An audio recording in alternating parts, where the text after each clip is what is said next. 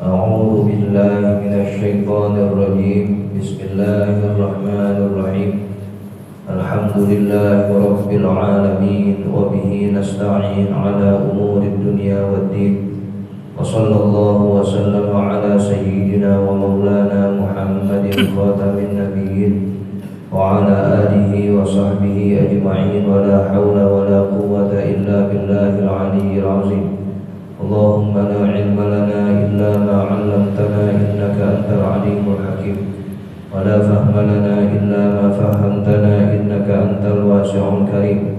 أسأل الله سبحانه وتعالى أن يعلمنا ويفهمنا ويفتح علينا فتوح العارفين، إنه بذلك قدير بالإجابة جدير، وهو حسبنا ونعم الوكيل. إلى حضرة النبي محمد صلى الله عليه وسلم. الفاتحة.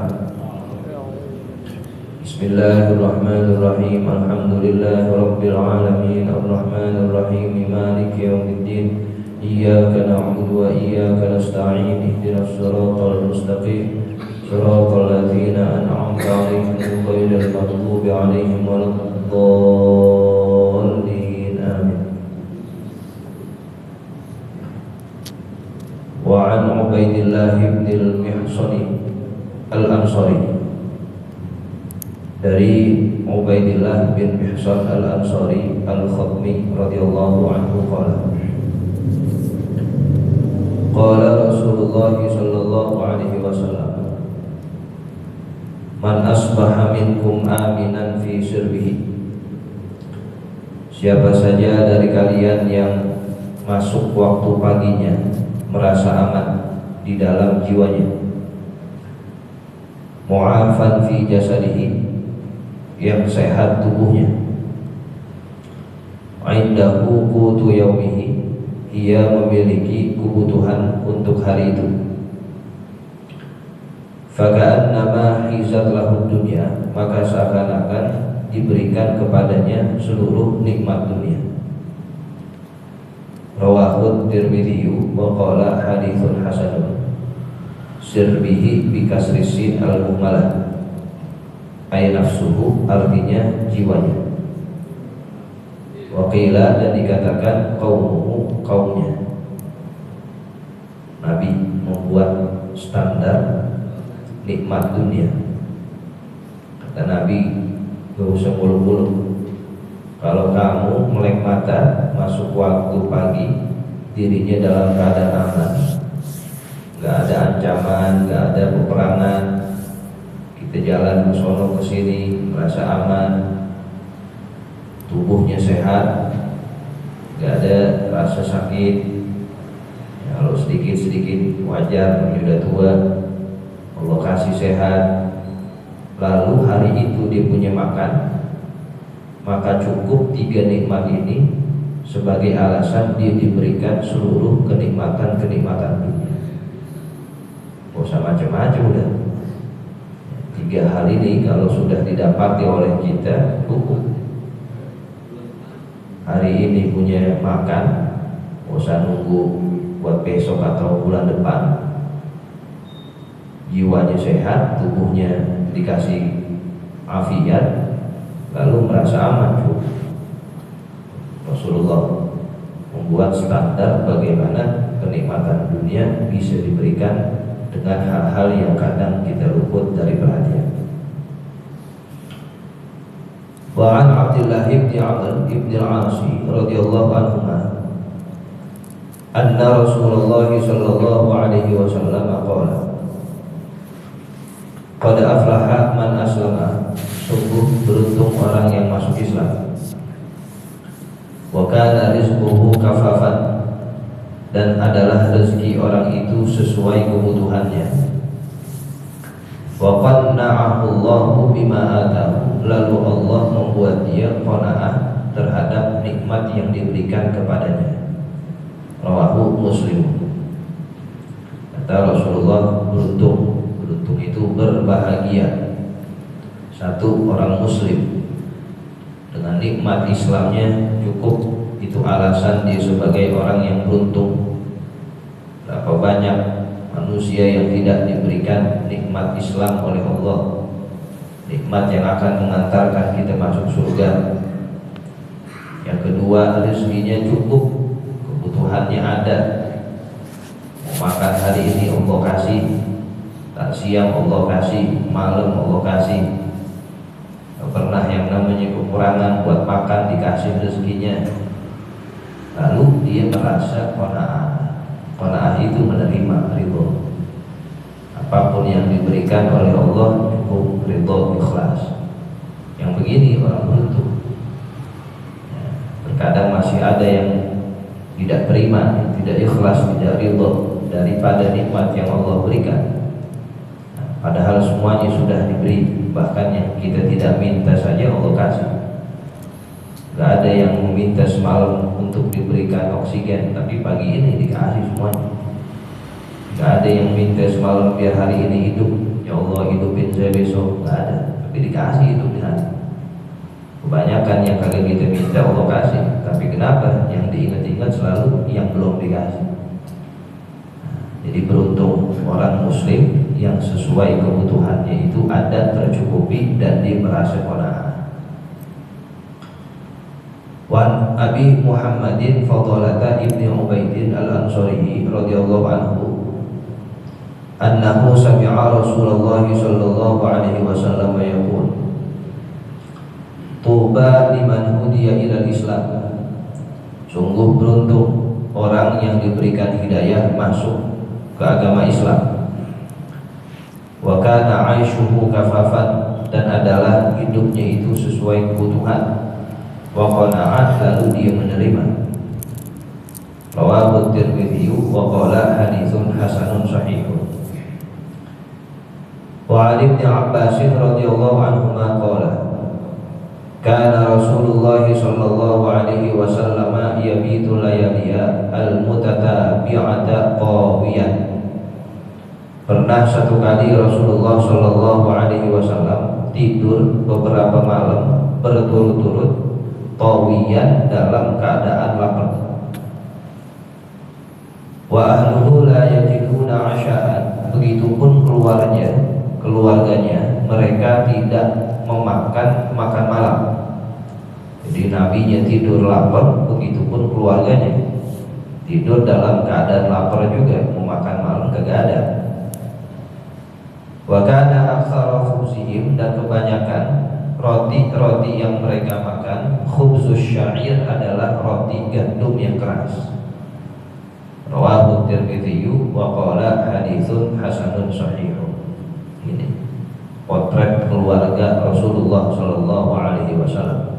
Keluarga yang mulia di hadapan Allah, begini hidupnya. Mereka sederhana luar biasa. Bahkan Nabi kita yang seandainya berdoa minta makanan, gunung Uhud bisa dirubah jadi makanan semuanya.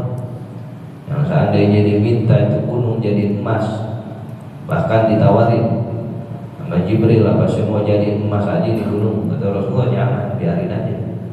Saya pengen tahu rasanya lapar bagaimana, rasanya kenyang bagaimana, sehingga kalau lapar saya sabar, kenyang saya syukur. Begitu jawabnya.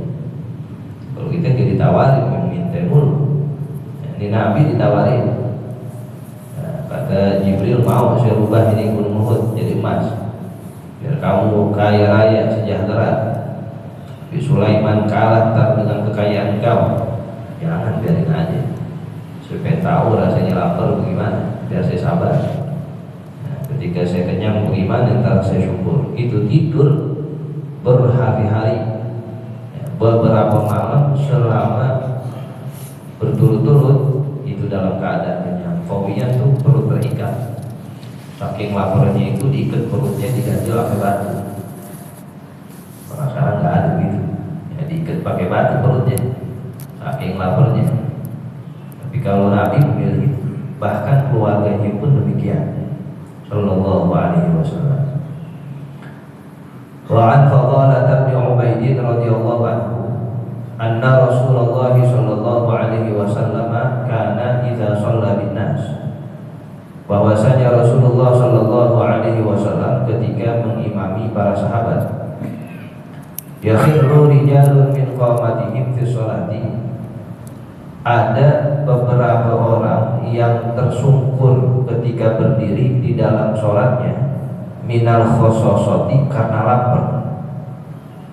Wahum ashabus suffati, mereka lah para sahabat dari kaum suffah. Kemarin sudah tuh, kaum suffah orang-orang yang tinggalnya di pelataran masjid, orang-orang yang sangat sederhana, jarang makan, jarang minum, bahkan pakaian pun terbatas. Di Nabi pernah ketika mimpin sholat jadi imam, itu makmum-makmumnya pada ambruk jatuh. Itu dia makmum yang terdiri dari kaum suffah, orang-orang yang memang sangat sederhana di dalam berkehidupan lagi sholat. Maka Nabi baca surat, adiknya tuh berjatuh-jatuh, jatuh bukan karena apapun, bukan karena lama sholatnya, bukan karena saking laparnya itu. Lagi sholat saking laparnya jatuh. Rijal, artinya kan banyak orang ini di jamaah, bukan 1-2. Jamaah minimal 3. Ntar Nabi lagi imamin sholat maka ada yang jatuh. Itu pemandangan-pemandangan lumrah saat itu. Orang jatuh ketika sholat karena lapar. Hatta yaqulal a'rabu, sehingga orang-orang Arab berkata haula'i majanin, orang-orang ini adalah orang gila. Karena orang gila dahulu tandanya kalau lagi diri itu sering jatuh, sehingga dibangunin itu diinjek lehernya. Dulu ada orang Arab begitu. Jadi mereka menyangka orang yang lagi sholat pada jatuh ini orang gila, padahal bukan. Mereka saking laparnya itu sholat nggak kuat, jatuh ampuh, nanti yang kedua jatuh lagi, dan itu biasa. Fa'idha shalla Rasulullah sallallahu alaihi wasallam, maka tatkala Rasulullah sallallahu alaihi wasallam selesai sholat, insarafa ilaihim, Rasulullah menghampiri mereka. Datang itu yang pada jatuh lagi sholat. Faqala, lalu Rasulullah katakan kepada mereka, lau ta'lamuna ma lakum 'indallahi ta'ala, jikalau kalian tahu apa yang kalian akan dapatkan dari Allah Subhanahu wa ta'ala, la ahbabtum an tazdadu faqatan wa hajatan, niscaya kalian akan senang untuk lebih miskin dan lebih melarat lagi. Rawahu Tirmidzi wa qala haditsun sahihun. Al-khososatu artinya al-faqatu wal ju'u syadid, lapar yang sangat dirasakan. Jadi ketika Nabi selesai sholat, orang-orang yang pada jatuh tuh karena lapar disamperin, bukan dibawain teh manis, bukan. Dibilangin, seandainya kalian tahu apa pahala yang nanti Allah kasih kepada kalian, niscaya kalian akan meminta lebih lapar dari ini. Didukung sama Nabi jadinya, kan dibawain nasi uduk, tapi disupport dengan keadaan seperti itu.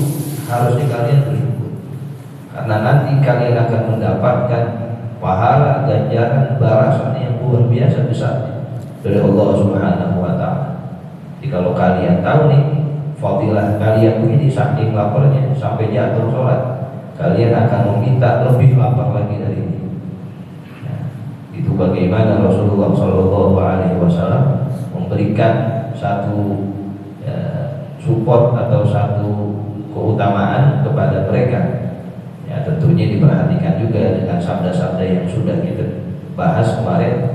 Asal Nabi punya makanan dikasih ke mereka, dan kemarin Nabi punya susu dihadiahkan kepada mereka, diberikan kepada ahli suffah ini. Jadi pemandangan dahulu di zaman Rasulullah, orang pada lapar banget itu pemandangan sehari-hari.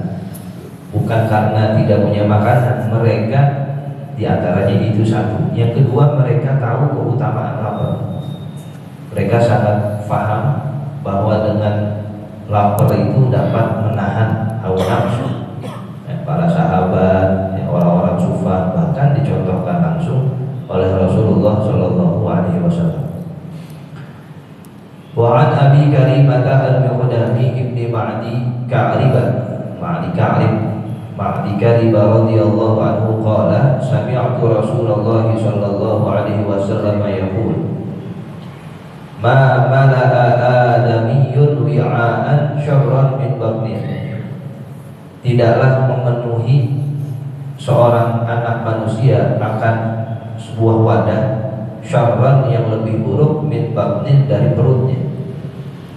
Jadi tidaklah perut manusia itu kalau penuh adalah hal yang paling buruk, sampai kekenyangan, sampai ngemuat lagi, itu udah dicukupkan untuk dikatakan orang yang buruk. Bihasab ibni Adam, cukuplah bagi anak manusia, bagi kita semua, ukulatin, beberapa suap makanan, yuqimna sulbahu, agar menegakkan tulang sulbinya. Cukup bagi kita kalau makan rasa udah masuk, udah bisa bertenaga lagi.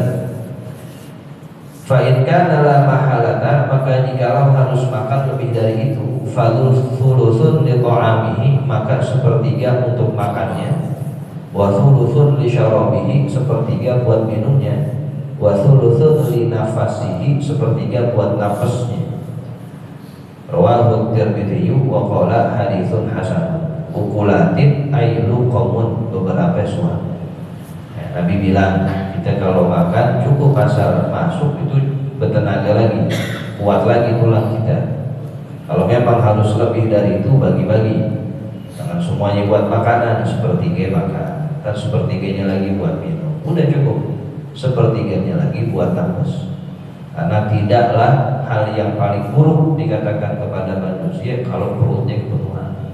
Cukup itu dikatakan jelek. Ya, kalau udah kepenuhan, semuanya penyakit kan sumbernya dari perut itu. Di sini pabrik nih. Kalau setiap hari disuruh giling mulut tuh, ya khusus disuruh giling makanan, tetap kemana-mana itu, ke atas yang ke bawah. Kayaknya ada puasa. Ya, puasa itu disuruh berai dulu. Kalau disuruh berai dia girang tuh. Organ-organ tubuh pada girang. Alhamdulillah nih hari kali disuruh kerja lagi. Tiap hari suruh giling mulu, suruh kerja mulu. Nah, ketika puasa digirang, kita dikasih libur girang, libur kerja girang, itu juga bro. Ketika libur kerja girang deh, semuanya steril lagi. Maka kata Nabi, sumu tasihhu. Kalau mau sehat puasa, sehat semuanya itu zahir batin dengan puasa. Itu puasa jangan Ramadan doang. Ya, puasa-puasa sunnah itu kita lakukan untuk mensehatkan kita. Nabi kan kalau ngomongnya benar deh. Kalau mau sehat puasa, sebab perut itu sumber pabrik. Kalau di sini udah rusak mana-mana. Ya, tapi kalau di sininya sehat, coba orang-orang yang ya, sehat, orang-orang yang ada dalam perut itu tidak terlalu banyak makanan, ini kepenuhan. Ya, karena kalau kepenuhan bisa jadi satu hal yang buruk buat dia. Wa an Abi Umamah Iyas bin Tha'labah al-Ansari al-Harithi radhiyallahu anhu qala Zakara ashabu Rasulillah sallallahu alaihi wasallam yauman 'indahu dunya. Para sahabat pernah bercerita menyebut-nyebut kepada Rasulullah sallallahu alaihi wasallam di satu hari tentang dunia. Faqala Rasulullah sallallahu alaihi wasallam, lalu Rasulullah sallallahu alaihi wasallam bersabda, "Ala tasma'un? Ala tasma'un? Tidakkah engkau dengar? Tidakkah engkau dengar? Innal badzata minal iman, sesungguhnya hidup sederhana itu termasuk dari iman. Innal badzata minal iman, sesungguhnya hidup sederhana itu termasuk dari iman, yakni at-taqahhulan, itu sederhana." Rawahu Abu Dawud. Al-badzatu bil ba'il muwahhadati wa dzalainil mu'jamatain, bacanya badzata. Wa hiya lisasatul hayati, keadaan yang sederhana.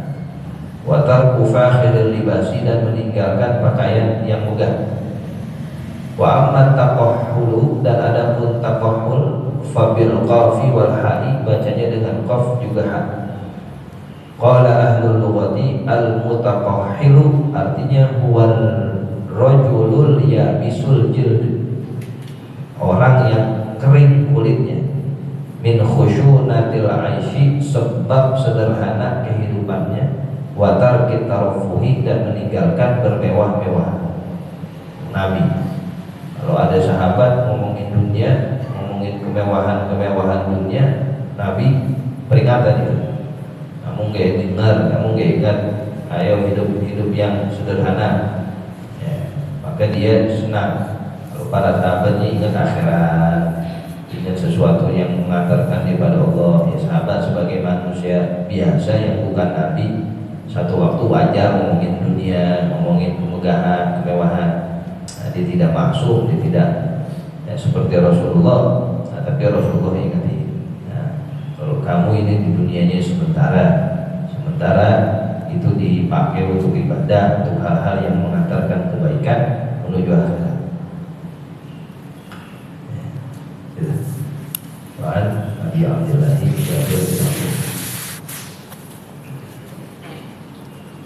Rabbi fanfa'na bi barakatihim wa ahdina al-husna bi hurmatihim wa amitna fi tariqatihim wa mu'afatihim minal fitani. Rabbi fanfa'na bi barakatihim wa ahdina al-husna bi hurmatihim wa amitna fi tariqatihim wa mu'afatihim minal fitani. Rabbi fanfa'na bi barakatihim wa ahdina al-husna bi hurmatihim wa amitna fi tariqatihim wa mu'afatihim minal fitani.